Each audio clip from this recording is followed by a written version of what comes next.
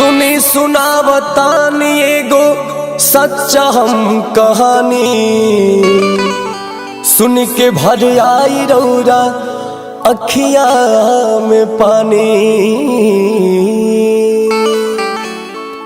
12 ज्योतिर्लिंग में पावन देवघर स्थान हो,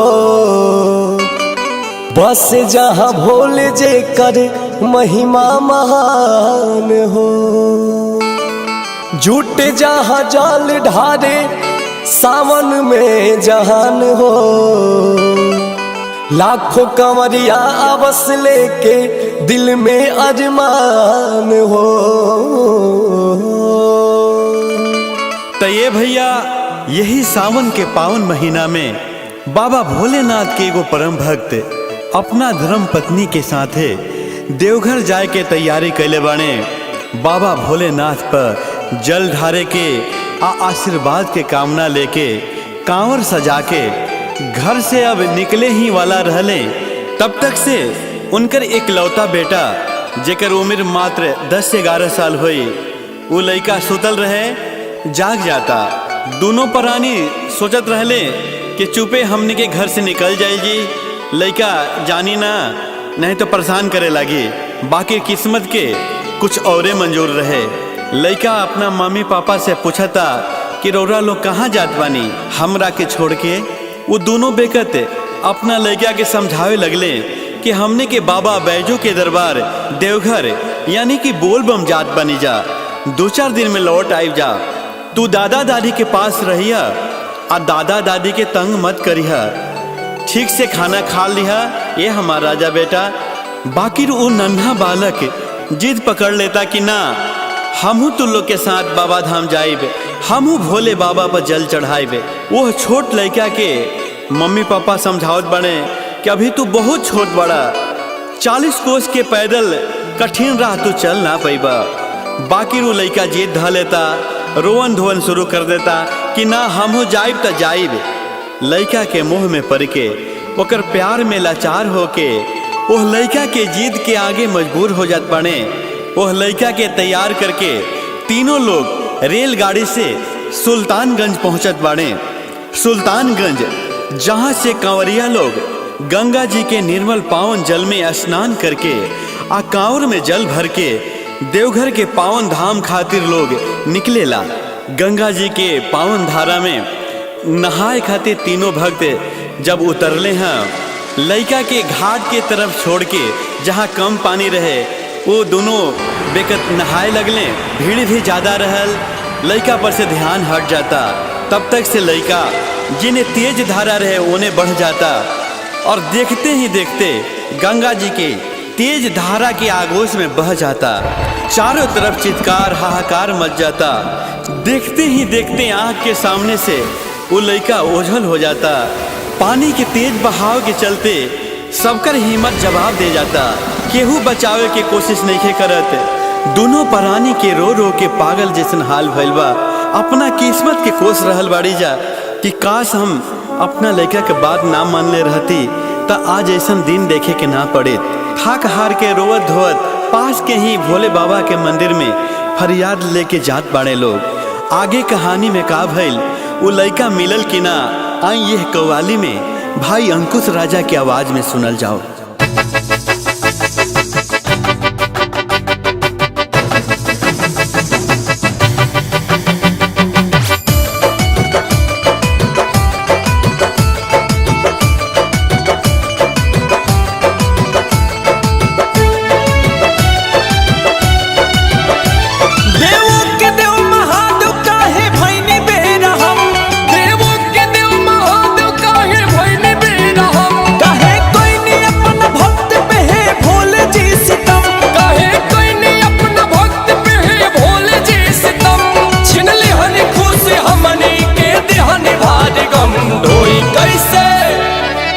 कैसे बाबा रावर कांवर लुट गईल दुनिया दर पे रौरा के, लुट गईल दुनिया दर पे रौरा के।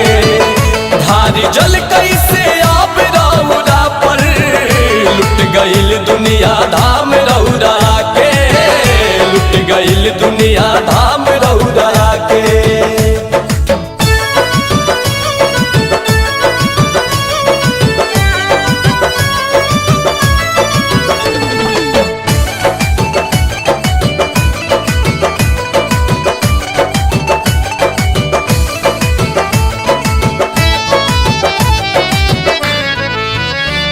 के मूरत लागे पत्थरे हो गईनी जी, अतना निर्दयी कठोर काहे भईनी जी। अस लगा के हमनी धाम रौरायनी जी, लाल के छीन लिहनी काहे ना बचैनी जी। कहीं को बेटा रहे कैसे अब रहब जा, कौन मुँह लेके जाइब घरे का कहब जा। सतन खेरौरा में भरोसा कैसे करब जा, लाल के लौटा देना तदर पे रौरा मरब जा। दोनों भक्त भोले बाबा से गुहार कर रहल बड़े कि बाबा हमने के भक्ति में का कमी रह गई रहे। चौकठ पे सर पटक पटक के तोड़ दे हबदम, चौकठ पे सर पटक पटक के तोड़ दे हबदम। कारी है भोलेनाथ अपना भक्त पे रहम, हमने के जान जाए कहीं खाई के कसम। धोई कैसे प्रभु जी राउर कांवर, लुट गईल दुनिया दर पे रौरा के, लुट गईल दुनिया दर पे रौरा के। भारी जल कैसे आप रौरा पर, लुट गईल दुनिया धाम रौरा के, लुट गईल दुनिया धाम रौरा के।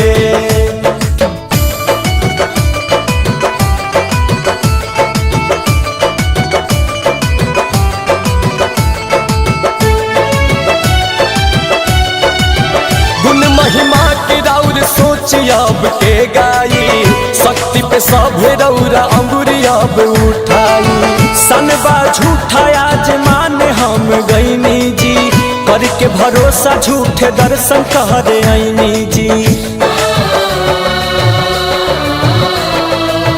ऐती न धारे जल न बेटा जुदा होइत जी, करे जा ऐसे नाही फुट फुट के रोइत जी। हई भगवान तो बेटा के हमारा लौटा दी, हे भोले बाबा चमत्कार आज देखा दी। हे बाबा आज रौरा चमत्कार देखावे के पड़ी, हमार लाल की रौरा लौटावे के पड़ी। हे बाबा चपले जी आप राउर गुण गाइब हम सदा, चपले जी आप राउर गुण गाइब हम सदा। ढोरा पिटवाई दे हम सबके बता, दुखिया रे माई बाप हो जाए मेहरबा। देखा दी है भोलेनाथ पावर, लुट गईल दुनिया दर पे रौरा के, लुट गईल दुनिया दर पे रौरा के।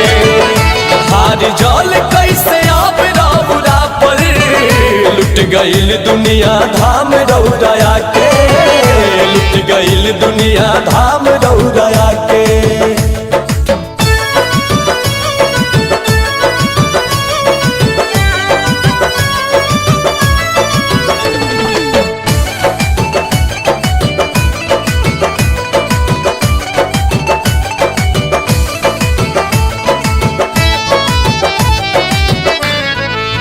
जो न लौटा सकब लाल के है शिवदानी, दोनों पारान के भी छीन लिया जे जिंदगानी।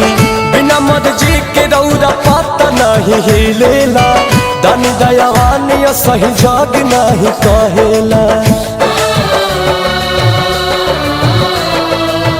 अस के डोर धीरे धीरे टूटल जाता जी, हई भगवान ई भरोसा उठल जाता जी। हरि हे भोले दानी भक्त के परेशानी, महिमा महान साबित कर दी ई कहानी। वो लड़का बहत बहत गंगा जी के दूसरा छोर पे निकल जाता।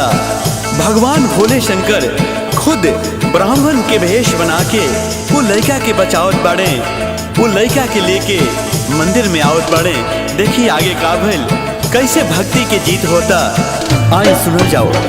भइल कृपा भोलेनाथ के ऊ लड़का मिल गई, भइल कृपा भोलेनाथ के ऊ लड़का मिल गई। देखते ही माई बाप के चेहरा खिल गई, भगवान के दरबार में भक्ति के जीत भइल।